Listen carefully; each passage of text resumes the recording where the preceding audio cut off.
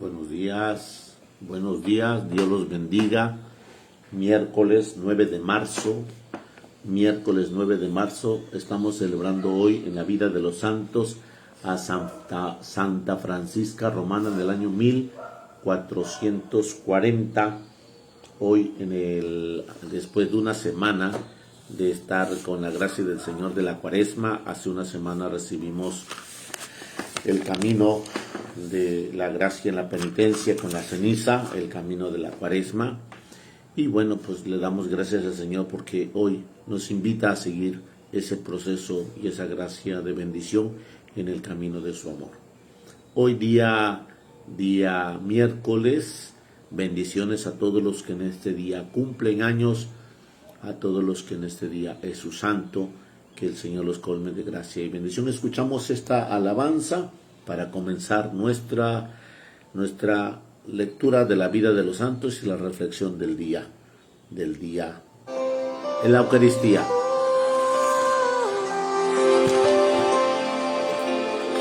No hay nada que pueda separarte de mi amor. No hay nada que pueda separarte de mi amor. No hay nada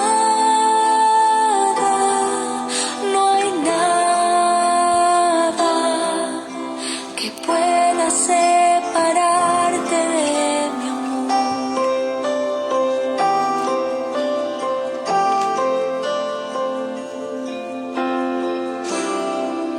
Tú eres obra de mis manos,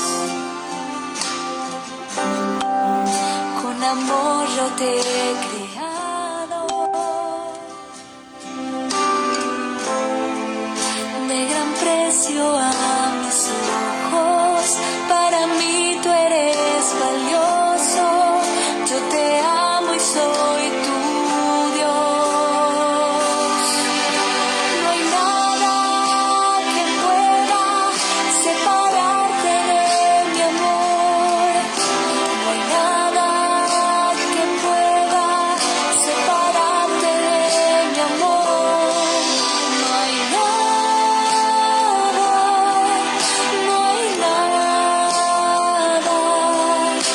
que pueda separarte de mi amor.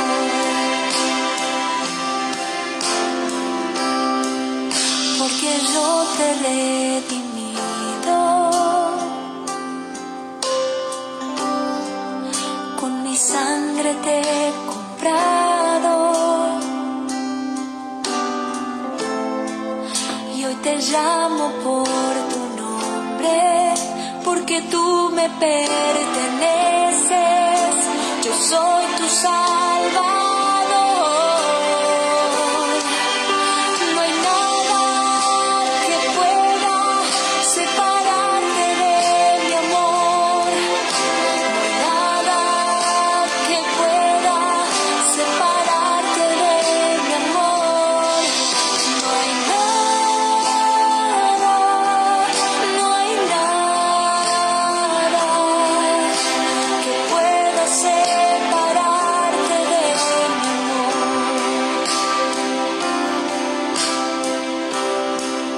Y en el cielo yo te espero, un lugar te he preparado, y cuando se haya cumplido el tiempo en esta tierra, yo te recibiré. No hay nada que pueda separarte de mi amor. No hay nada que pueda separarte de mi amor. No hay nada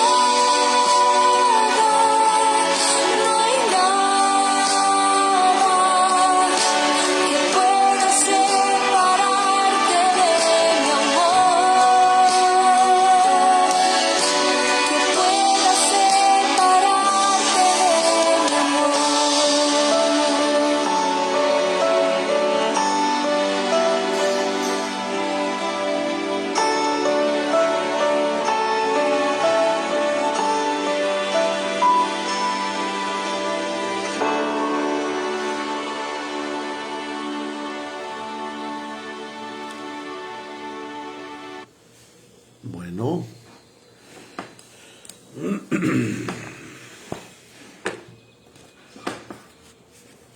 en el nombre del Padre, del Hijo, del Espíritu Santo.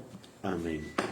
Santa Francisca Romana, en el año 1440, esposa, madre, viuda y apóstol seglar. Acordémonos que hoy estamos escuchando a las mujeres que dentro del compromiso de ser esposas tuvieron ese encuentro de bendición formal.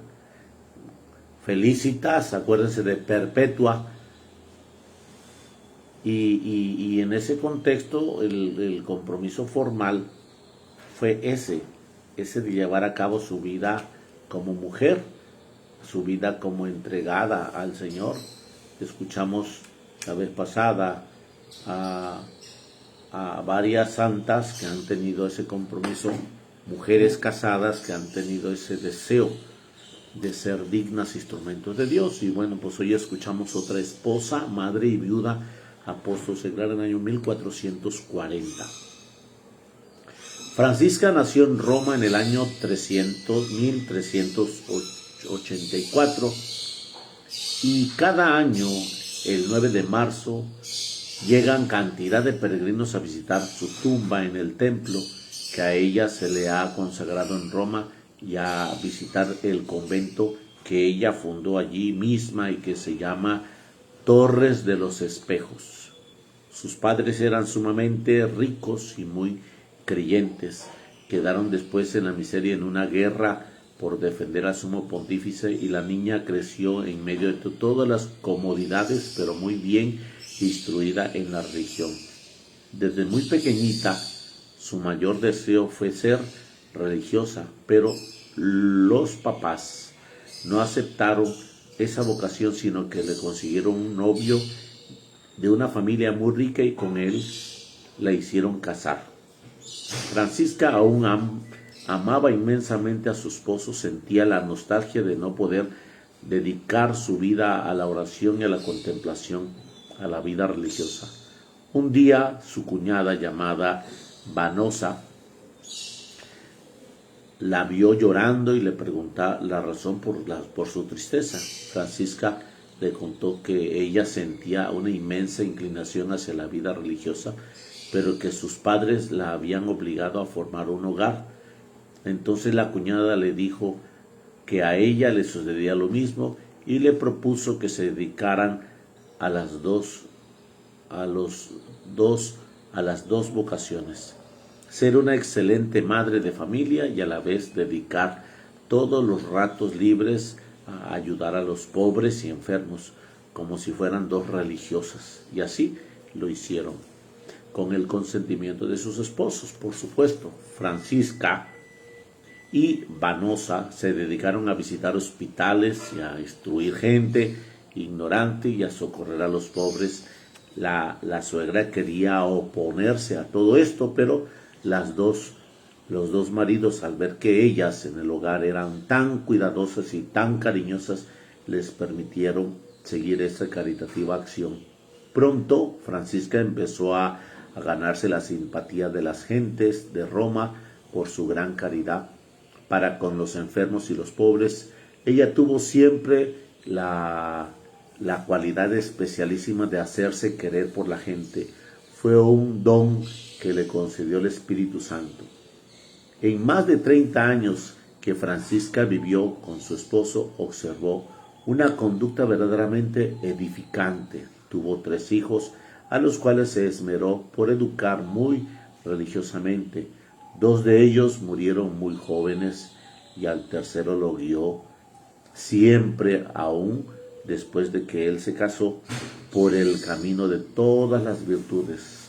A Francisca le agradaba mucho dedicarse a la oración, pero le sucedió que muchas veces, estando orando, la llamaba a su marido para que le ayudara a algunos oficios y ella suspendía inmediatamente su oración y se iba a colaborar en lo que era necesario. Hubo ocasiones en que tuvo que suspender 5 veces su oración y lo hizo prontamente y con alegría, sin disgusto. Ella repetía: Muy buena es la oración, pero la mujer casada tiene que concederle enorme importancia a sus deberes caseros al pie de su marido.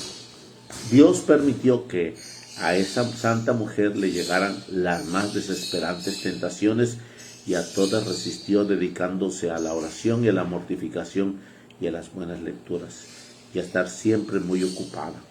Su familia, que había sido sumamente rica, se dio despojada de sus bienes en una terrible guerra civil. Como su esposo era partidario y defensor del sumo pontífice, y en la guerra ganaron los enemigos del Papa, su familia fue despojada de sus fincas y palacios. Francisca tuvo que irse a vivir en una casona vieja y dedicarse a pedir limosna de puerta en puerta para ayudar a los enfermos de su hospital. Y además de todo esto, le llegaron muy dolorosas enfermedades que la hicieron padecer por años y años. Pero jamás nadie le escuchó una queja ni le veía triste. Ella sabía muy bien que estaba cosechando premios para el cielo, cargando la cruz en ese aspecto. Su hijo se casó con una muchacha muy bonita, pero terriblemente malgeniuda y criticona. Esta mujer se dedicó a atormentarle la vida a Francisca y a burlarse de todo lo que la santa hacía y decía. Ella soportaba todo con paciencia y con gran silencio. Pero de pronto la nuera cayó gravemente enferma y entonces Francisca se dedicó a asistirla con una caridad impresionantemente exquisita. La joven se curó de la enfermedad del cuerpo y quedó curada también de la antipatía que sentía hacia su suegra, y en adelante fue su gran amiga y admiradora. Francisca obtenía admirables milagros de Dios con su oración. Curaba enfermos, alejaba malos espíritus, pero sobre todo conseguía poner paz entre gente que estaba peleadas, y lograba que muchos que antes se odiaban empezaran a amarse como buenos amigos. Por todo Roma se hablaba de sus admirables afectos de esta santa mujer y conseguía con sus palabras y oraciones. Muchísimas veces veía a su ángel de la guardia y él dialogaba con él cosas divinas, cosas celestiales.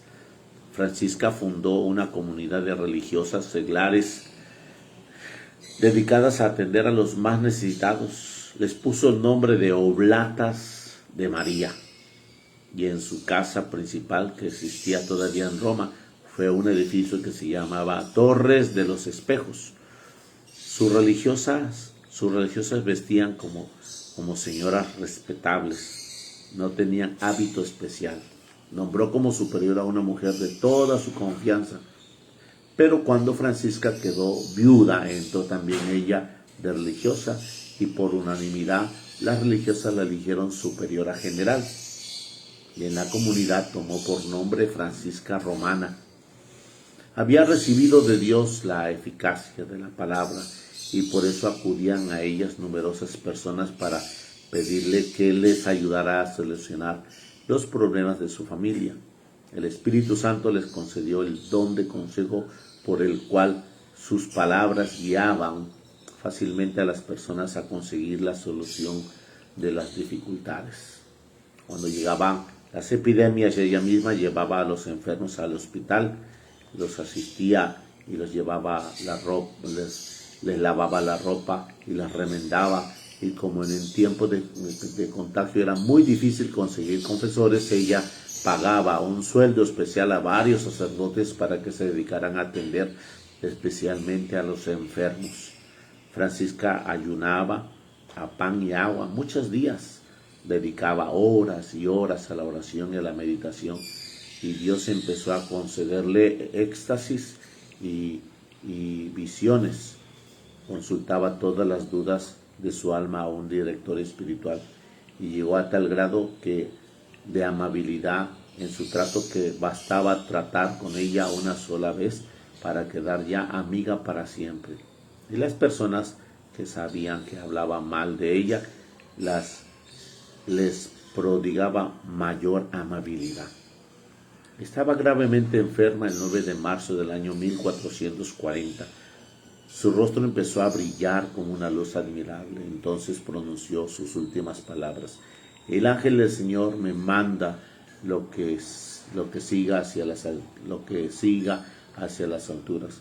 Luego quedó muerta, pero parecía alegremente dormida. Tan pronto se supo la noticia de su muerte, corrió hacia el convento una inmensa multitud. Muchísimos pobres iban a demostrar su agradecimiento por los innumerables favores que le había hecho. Muchos llevaban enfermos para que les permitieran acercarlos al cadáver de la santa y así pedir la curación por su intercesión. La historia dice que toda la ciudad de Roma se movilizó para asistir a los funerales de Francisca. Fue sepultada en la iglesia parroquial.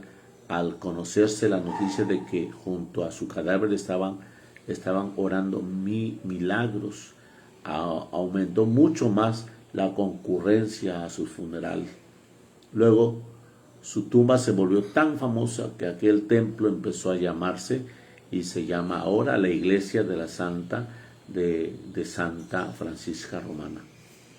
El 9 de marzo llegan numerosos peregrinos a pedirle a Santa Francisca una gracia que también nos conviene mucho pedir siempre, que nos dediquemos con todas nuestras fuerzas a cumplir bien cada día los deberes que tenemos en nuestro hogar y que nos consagremos con toda la generosidad posible a ayudar a los pobres y necesitados y ser extraordinariamente amable con todos. Santa Francisca, ruégale al buen Dios que así sea. Bueno, pues hoy estamos celebrando a San Francisca Romana del año 1440. No tenemos imagen que el Señor nos da en este día de la mañana, miércoles, que el Señor nos invita a vivir su presencia, su gracia y su bendición. Vamos a el contexto del Evangelio del día que el Señor nos invita a meditar, a reflexionar, a abrirnos nuestro corazón y a disponernos en su presencia, gracia y bendición. Hermoso sentido de la vida de los santos que el Señor nos habla, porque no propiamente es santo el que está en el altar.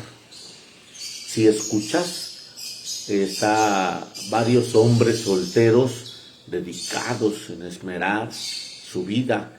Si escuchas, hay varias mujeres que fueron viudas y que se dedicaron a entregarse, y las madres solas que se dedicaron a ser atentas a su disposición sin minimizar la naturaleza de su vida con sus hijos o con su esposo, como escuchamos a Santa Francisca Romana. Pero aquí es muy importante tener esa convicción, ese espíritu de deseo de estar con Jesús en la Eucaristía. Ahora, eso es un plan que debemos de llevar constantemente nosotros en la presencia del Señor, y en ese plan tener ese espíritu de convicción, de decisión en el caminar del Señor. Y bueno, pues que les invito a que a muchas mujeres, muchos varones que llevan una vida solo, pues ¿qué es lo que está invitando el Señor? Está invitando a consagrarse, a sellarse con Jesús, a sellarse con María y a tener esa profundidad de amor, esa entrega en el esmero de Jesús que Él nos ama y los ama. Bueno, pues hoy en esta mañana de miércoles, pues el Señor nos invita a que cada una de ustedes que están ahorita en esta transmisión y al rato que estén en el momento de ser diferido después, pues tengamos ese espíritu de entrega y de bendición. Escuchemos hoy al Señor en el Evangelio del día que nos da para el alimento. Acordémonos que el Señor nos dijo el domingo que nuestro alimento es solamente de la palabra que sale de la boca de Dios. Esa fue la respuesta que le dio al tentador. Nuestro mejor alimento y único es la palabra que sale de la boca de Dios.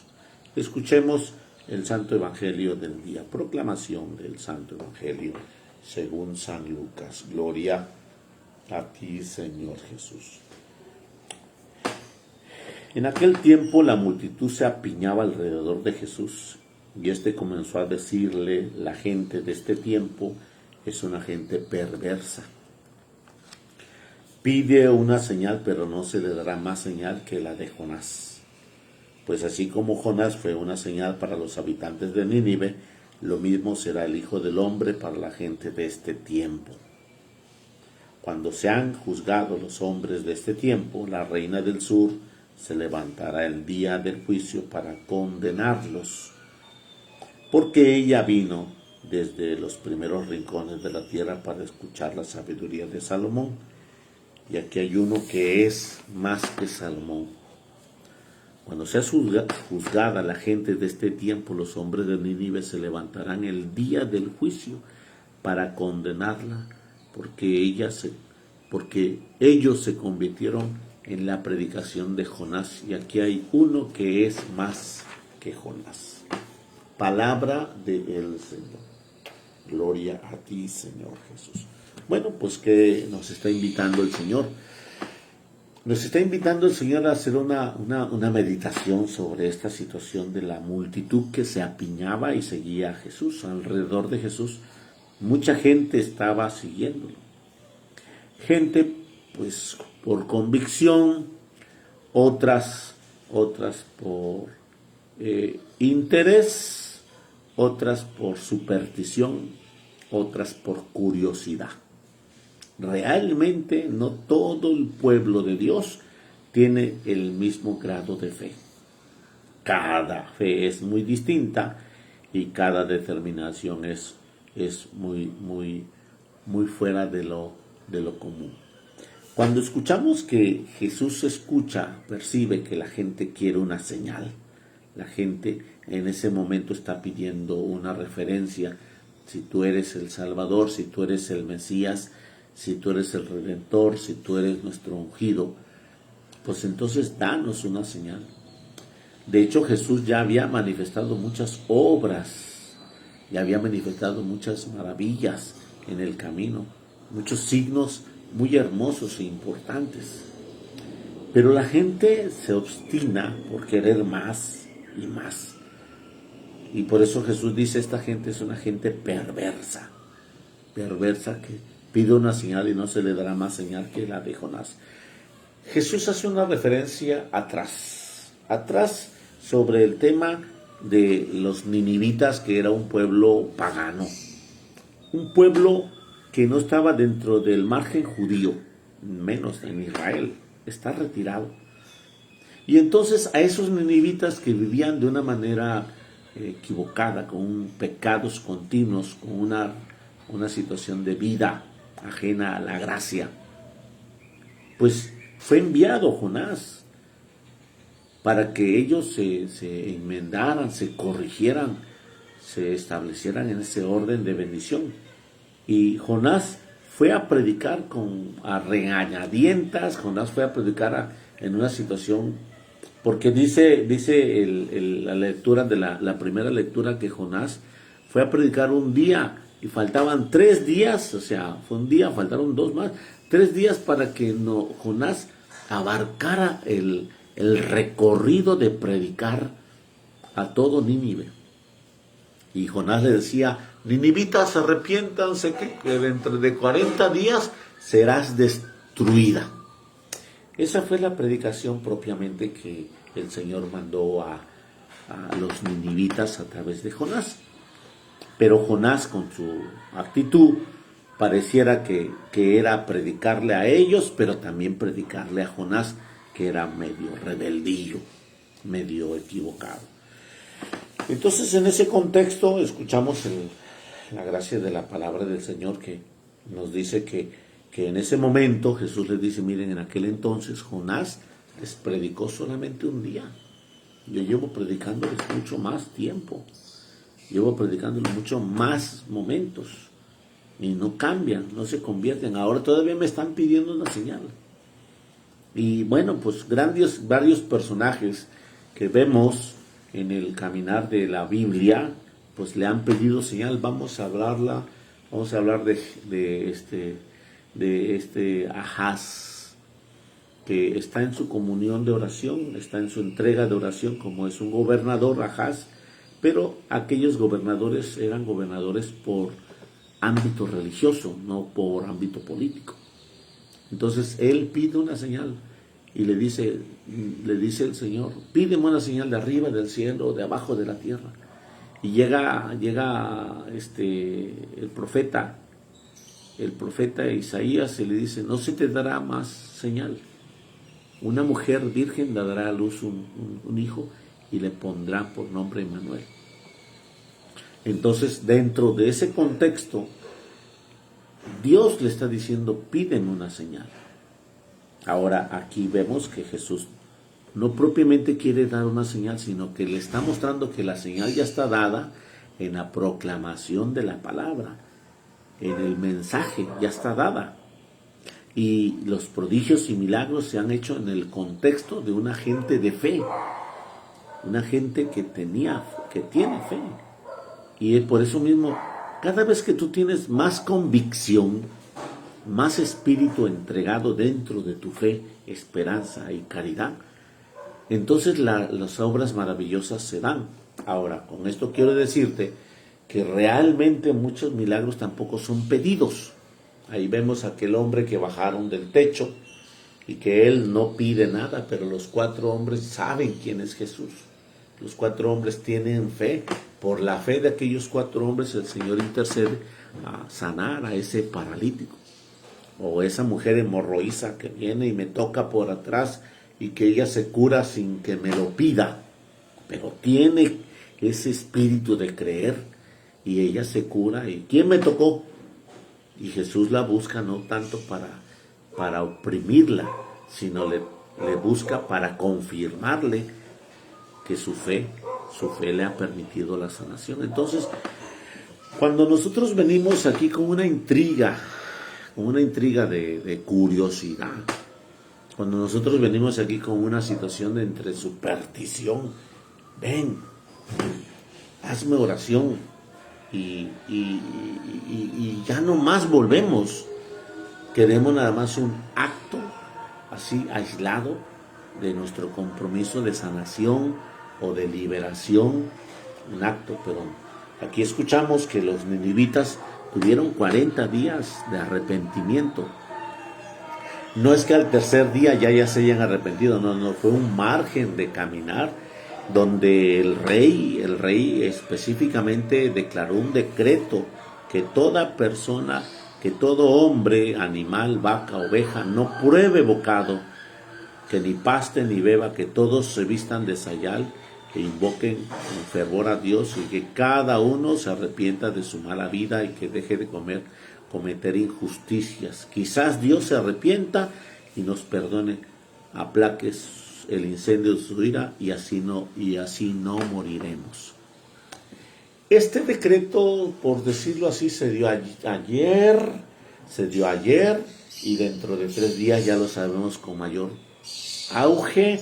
Dentro de 10 días lo seguimos cumpliendo, dentro de 15 días lo seguimos manifestando, dentro de 20 días pues sabemos que debemos de seguirnos enmendando, pero date cuenta que ya estamos hoy a miércoles nuevamente, y hace una semana tú y yo recibimos la ceniza, y eso que prometiste en el miércoles de ceniza para entrar a la Cuaresma, pues hasta este miércoles a lo mejor no lo has cumplido. En conversión, en cambio, a lo mejor no lo has llevado a la práctica, o a lo mejor ni siquiera te acuerdas qué fue lo que dijiste. Y la ceniza, por consiguiente, se te dio. Unos por convicción, otros por tradición, otros por superstición. Vamos, porque si no, mira cómo nos va a ir. Entonces, estos 3 márgenes son los que también se dan en el perfil de la fe. Convicción, otros por tradición, pues vamos a cumplir porque vamos a cumplir, y otros por superstición, vamos, porque si no, no puede ir mal. Entonces, realmente aquí tenemos que darnos cuenta cómo nosotros hacemos nuestras peticiones. al fondo de la petición que tienes una convicción, gloria a Dios, entonces no tienes que pedirlo, tienes que seguir caminando. O tienes una tradición, pues es que no sé si ir o no ir, una tradición de que a lo mejor voy y lo hago, pero ya nunca más voy. O una superstición, es que si no lo hago y voy, pues tengo una persecución emocional de que me vaya mal. Entonces ya no hay una situación con claridad. Aquí el Señor le dice es que no se les va a dar ninguna señal, sino la de Jonás, que le dio a los ninivitas un espíritu de conversión y ellos cambiaron con una predicación. ¿Cuántas predicaciones les he dado? ¿Cuántas enseñanzas les he mostrado? Conviértete y cree en el Evangelio, dice el Señor. Después dice de aquellos que vienen de lejos. Cuando sean juzgados los hombres de este tiempo, la reina del sur se levantará el día del juicio para condenarlos. Porque ella vino de los últimos rincones de la tierra para escuchar la sabiduría de Salomón, y aquí hay uno que es más que Salomón. Habla de ese espíritu de aquella persona que se desprende de venir de tan lejos para darnos un testimonio. Y tú y yo que tan cerca estamos, que se desprende de sus comodidades, de su confort, de su situación de vida, de su situación real. Pues hablando de la reina del sur, habla de África, pues el viaje no fue tan corto para subir hasta donde estaba Salomón. No fue tan corto. Entonces, tú y yo tenemos el altar enfrente. 3 cuadras, 5 cuadras. ¿Cuántas cuadras, Pilar? 7 cuadras, cuando mucho en tu casa. ¿Cuántas cuadras está pues Jesús, José? ¿Cuántas cuadras de tu casa? Creo que son 5 cuadras para estar ahí con Jesús. Y bueno, pues esta mujer, la reina del sur, desde lejos fue, y cuando llegó, creyó. Ese proceso de ver cómo Salomón vive, predica, habla y admira la grandeza que Salomón tiene a Dios. Y en el momento escuchamos que ella cambió su forma, su perspectiva. Y igualmente los ninivitas cambiaron su estilo de vida. Y nos dice Jesús, aquí hay uno más grande que Jonás, que predica con más fuerza, y aquí hay uno más grande que Salomón, que tiene sabiduría y convicción. Entonces, hermano, no se te olvide que estamos hoy a miércoles nuevamente, y hace una semana se nos pedía ayuno y abstinencia. Bueno, pues yo te sigo pidiendo la gracia de la oración de penitencia, cual corresponde al miércoles, a la cuaresma, y dentro de este proceso tener esa cercanía de Jesús Eucaristía. Bendito y alabado y glorificado seas, Padre, porque si los ninivitas recibieron la luz divina a través de Jonás y ellos cambiaron, ¿por qué nosotros no? Y si esta mujer que le trajo la curiosidad, la mujer, la reina de Saba, para poder venir a ver a Salomón, le trajo esa curiosidad de saber qué era lo que le habían dicho. Ella vino a confirmar y a acentuar la grandeza de Dios en el corazón de Salomón. Pues hoy Jesús te está diciendo, aquí hay uno más grande que Salomón, aquí hay uno más grande que Jonás. Y bueno, tenemos ese sentido de acercarnos al Señor con la grande bendición. Les invito a que en estos días, no faltemos a la Santa y Sagrada Eucaristía, y por supuesto que el Señor los colme de gracia, fortaleza y bendición. Yo los bendigo en el nombre del Padre, del Hijo, del Espíritu Santo. Amén. Bendiciones a todos, hermanos, en el Señor. Bendecidos sean. Feliz miércoles para todos. Feliz día de la Santa y Sagrada presencia de Dios en este día. Bendiciones a todos, a todas.